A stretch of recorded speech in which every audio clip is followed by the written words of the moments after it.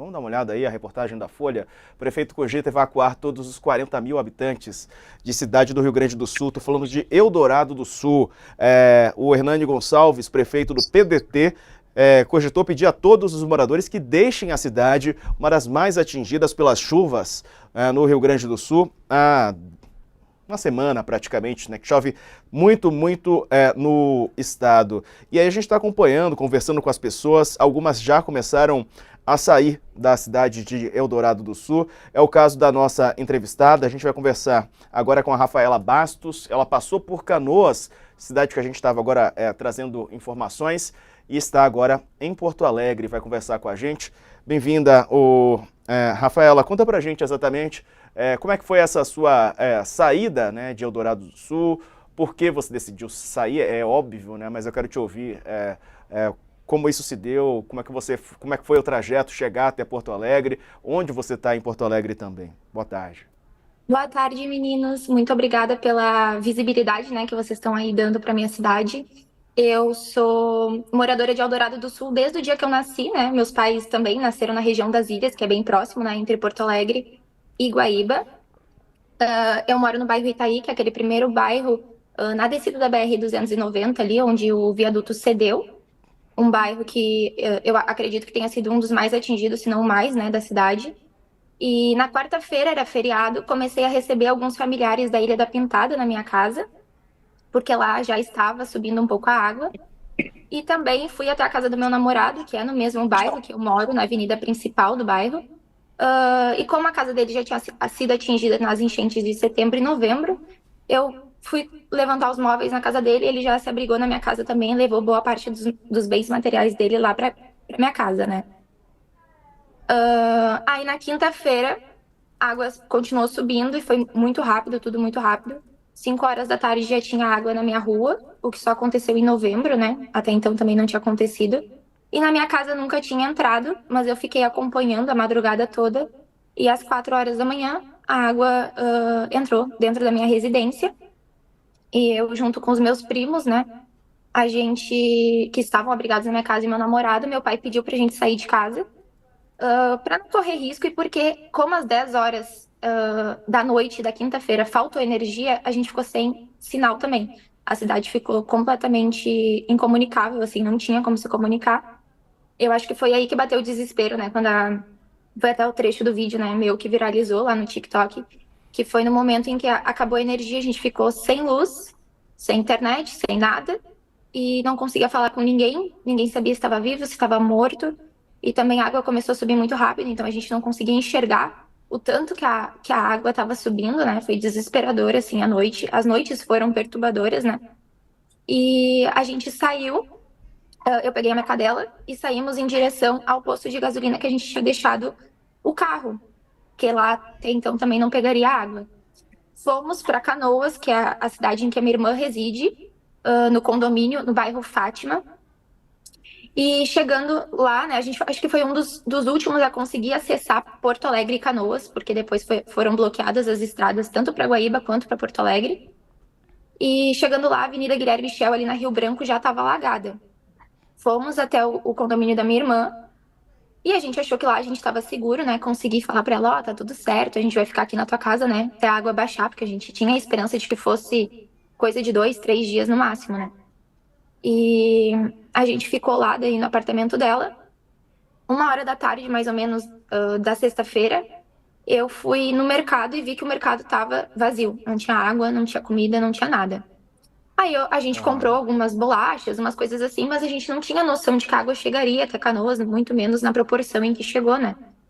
E aí eu fui acompanhando, assim, e eram umas 5 horas da tarde, eu acho, eu fui no mercado comprar pão pra gente tomar café.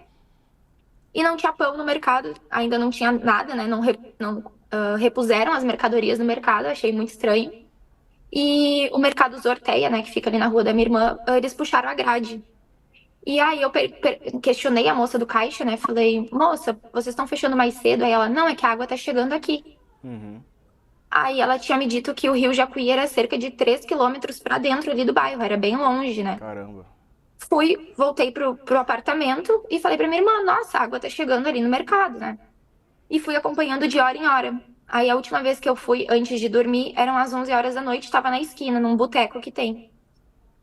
Fui acordando de hora em hora na madrugada, até que 3 horas da manhã houve uma movimentação no condomínio. Eu estava dormindo na sala, né? Porque o apartamento é bem pequeno, e estávamos abrigados lá. Houve uma movimentação, barulho de água. Aí eu coloquei a cabeça assim para fora da janela e vi que a água estava na entrada do condomínio. Aí só deu tempo de eu chamar os meus primos, a gente desceu para olhar. Quando a gente subiu, a água já estava na vaga dos carros. Tipo, foi muito rápido, assim. Uhum. Aí a Ou gente seja, tirou nosso. desculpa te interromper, né? Antes de mais nada, boa tarde, né? E toda a Boa tarde. solidariedade para você e para seus familiares, Obrigada. Rafaela. Mas, ou seja, você foi expulsa de 2 cidades por conta das cheias. Você acabou sendo expulsa Exatamente. de Eldorado e depois foi expulsa de Canoas. Exato. E os meus primos, os meus familiares que são da Ilha da Pintada foram expulsos 3 vezes, né?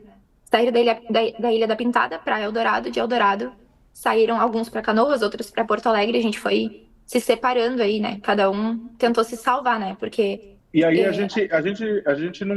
E aí depois, quando a água chegou, vocês conseguiram ainda pegar as coisas e ir para Porto Alegre. não, a gente teve que ser resgatado, porque assim, ó, a minha irmã tem 2 bebês, um de 3 anos, né? E um de 7 meses. E a gente tava com 2 cachorros, né? A minha cadela, ela é de pátio, então ela não tá habituada com essas mudanças. Ela nunca nem entrou dentro de um carro, né? Até o veterinário ia até a minha casa, a gente nunca saiu com ela. Então a gente tinha dificuldade dessa locomoção por conta dos animais também e por conta das crianças, né? Então a gente achou que a água ia chegar pouquinho dentro do condomínio, então a gente achou que a gente estava seguro ali, né? Como a gente não sabia como é que estava nas outras ruas, a gente até ficou com medo daquele momento que ainda dava pé, né? De sair na rua, na água, e a gente não imaginou, assim, a proporção. Se a gente tivesse imaginado, com certeza, né? A gente teria feito escolhas diferentes, mas não tinha como imaginar, acho que ninguém imaginou, né? E aí a gente mudou o carro das vagas, colocamos bem na frente da janela do prédio dela pra gente acompanhar. E aí foi questão de horas, chegou num nível, assim, dos carros e começou, acho que é uma cena, assim, que eu nunca vou esquecer, né? E quem tava com a gente também fala que foi perturbador, assim, foi ouvir o barulho dos alarmes dos carros disparando todos ao mesmo tempo, que foi quando chegou, né? Ali, não sei se foi na parte elétrica do carro, enfim, começou a disparar sem parar. Começou a dar pane nos carros, então os vidros subiam, abaixavam, começou a abrir os porta-malas, as janelas, começou a sair tudo de dentro dos carros e boiar. E em pouco tempo, os carros estavam completamente submersos. E eu tinha tirado o carro lá de Eldorado, porque nosso carro era novo, né? A gente tinha comprado fazia pouco tempo. E eu pensei que lá em Canoas eu iria conseguir salvar o carro, né? Porque quando eu vi que a água entrou dentro da minha casa pela primeira vez, eu pensei, nossa, a proporção vai ser realmente maior, de repente Eldorado vai ter água ali, né? No posto de gasolina, enfim. Então eu vou tirar o carro. E no fim o carro ficou submerso. E aí, isso foi na sexta-feira. Eu ainda tenho um pouco de dificuldade, assim, de entender os dias, né? Porque como a gente não dormiu, eu não tenho essa noção do tempo, né? Mas eu acredito que tenha É. sido na sexta-feira. Rafaela, temos usado as redes sociais, né, para se comunicar, tem conseguido ajuda. Como é que tem sido isso para você, essa experiência de compartilhar, né, esse drama com mais pessoas? Então, eu já criava conteúdo para as minhas redes sociais, né? E o meu conteúdo é a minha vida mesmo, então eu estava, né, documentando esses momentos para postar lá nos stories do meu Instagram. E acabou, né, que eu juntei esses vídeos, postei e a proporção foi gigantesca, né? Eu comecei a compartilhar até como forma de comunicar para as pessoas que eu estava bem, né? O que estava acontecendo comigo, atualizações. Porque naquele momento o WhatsApp, as mensagens todas, não tinha como responder todo mundo. Então, o meio que eu tinha para me comunicar com as pessoas era ali, que eu tinha um pouco mais de visibilidade, e todos os meus familiares iriam conseguir ter atualizações, né, em horário real, sobre mim. Perfeito. Rafaela Bastos, moradora de Eldorado do Sul, passou por Canoas, está em Porto Alegre, nessa saga aí que ela está registrando nas redes sociais. Para o pessoal te encontrar, como é que faz, Rafaela, nas redes? Lá nas redes sociais é @Rafaela Bastos. E tô compartilhando um pouco aí desse momento não tão, né, não tão leve assim, bem pesado, na verdade, da minha vida. Mas eu acho que é importante a gente dar visibilidade para isso, né?